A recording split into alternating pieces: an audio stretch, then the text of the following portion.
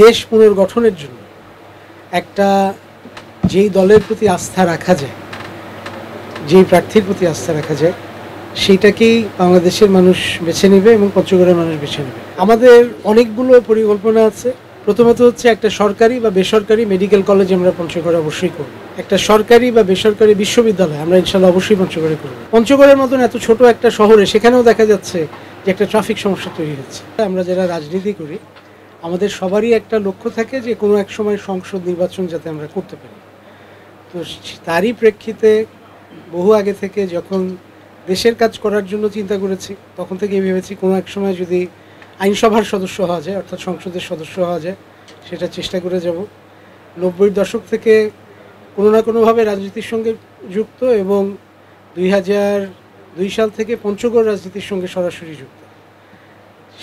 তারই প্রেক্ষিতে 2018 সালে দল আমাকে মনোনয়ন দিয়েছিল। একটা অত্যন্ত প্রতিকূল পরিবেশের মধ্যে আমরা তখন নির্বাচন করেছিলাম। সেখানেও আমরা তখন যথেষ্ট পরিশ্রম করে আমরা আমার মনে হয় আশানুরূপ ফল তো আর হয়নি, কারণ ওটা তো কোনো নির্বাচন ছিল না, কিন্তু আমরা নির্বাচনী প্রচারণা বলতে যা বোঝায় এবং নির্বাচনের জন্য যতটা শ্রম দেওয়া সম্ভব আমরা সবটাই দিয়েছিলাম এবং মানুষ আমাদেরকে তার প্রতিক্রিয়াও ব্যক্ত করেছিল। যতক্ষণ না পর্যন্ত ভোট কেন্দ্রগুলো দখল হয়ে গেছে তার আগ পর্যন্ত যতটুকু পঞ্চগড়ে ভোট হয়েছে আমাদের পঞ্চগড়ে এক আসনে, তাতে আমরা জাতীয়তাবাদী দল 1,32,000 ভোট পেয়েছিলাম। 2018 নির্বাচনে এটা চিন্তাই করা যায় না। তো তারই ফলশ্রুতিতে এবং তারই ধারাবাহিকতায় আজকের এই মনোনয়ন। কাজেই এটাতে আমার প্রতিক্রিয়া এটুকুই যে একজন রাজনীতিবিদের জন্য এটা খুব গুরুত্বপূর্ণ একটা পদক্ষেপ। সেই সুযোগটা আমার দল আমাকে দেওয়ার জন্য আমি আল্লাহ সুবহানাহু ওয়া তাআলার কাছে কৃতজ্ঞ এবং আমার দলের কাছে কৃতজ্ঞ। আমি বিশ্বাস করি বাংলাদেশ জাতীয়তাবাদী দল ইনশাআল্লাহ সরকার গঠন করবে এবং বাংলাদেশ জাতীয়তাবাদী দল সেই সরকার গঠন করলে আগে আমরা বহু রাষ্ট্র কাঠামো মেরামতের বহু ভূমিকা আমরা রূপরেখা আমরা দিয়েছি।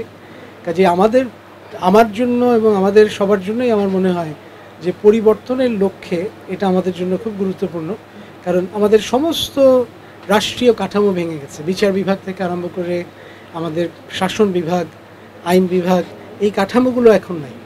এই কাঠামোগুলোকে পুনর্গঠন করতে গেলে পরিবর্তন একদম অবশ্যম্ভাবী। একটা উন্নত চিকিৎসার অভাব এটা পঞ্চগড়ের একটা বিশাল সমস্যা সার্বিকভাবে।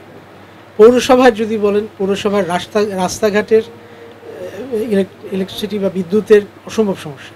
আমাদের পঞ্চগড়ের একটা খুব সুন্দর একটা দিক হচ্ছে যে আমাদের সবাই খুব আপনার কর্মবিমুখ কেউ না, সবাই খুব কর্মমুখী, সবাই কাজ করতে চায়।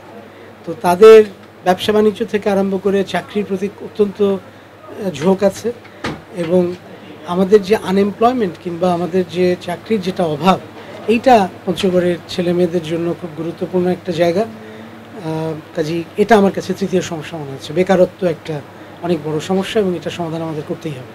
দেশ পুনর্গঠনের জন্য একটা যেই দলের প্রতি আস্থা রাখা যায়, যেই প্রার্থীর প্রতি আস্থা রাখা যায়, সেইটাকেই বাংলাদেশের মানুষ বেছে নেবে এবং পঞ্চগড়ের মানুষ বেছে নেবে, এটা আমি বিশ্বাস করি।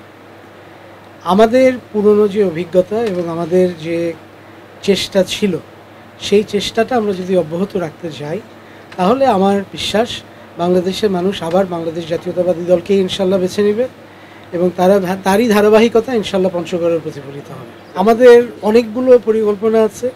তো 2-3টা পরিকল্পনার মধ্যে একটা আমি আগেও বলেছি। প্রথমত হচ্ছে একটা সরকারি বা বেসরকারি মেডিকেল কলেজ আমরা পঞ্চগড়ে অবশ্যই করব ইনশাল্লাহ। একটা সরকারি বা বেসরকারি বিশ্ববিদ্যালয় আমরা ইনশাল্লাহ অবশ্যই পঞ্চগড়ে করব। আর পঞ্চগড় পৌরসভার জন্য আমরা একটা মহাপরিকল্পনা তৈরি করেছি। এটার সমস্ত রাস্তাঘাট থেকে আরম্ভ করে, এটাকে বিদ্যুৎ থেকে আরম্ভ করে সব কিছুকে কেন্দ্র করে, স্বাস্থ্য ব্যবস্থা থেকে আরম্ভ করে সব কিছুকে কেন্দ্র করে, ফুটপাত, ট্রাফিক, পঞ্চগড়ের মতন এত ছোট একটা শহরে সেখানেও দেখা যাচ্ছে যে একটা ট্রাফিক সমস্যা তৈরি হচ্ছে, যেটা হওয়ার কোনো কারণ নেই। তাই কাজে আমরা একটা পরিকল্পনা হাতে নিয়েছি এবং আমি বিশ্বাস করি ইনশাল্লাহ বাংলাদেশ জাতীয়তাবাদী দল সরকার গঠন করলে পঞ্চগড়ের এই সমস্যাগুলোর সমাধান আমরা করতে পারবো ইনশাল্লাহ।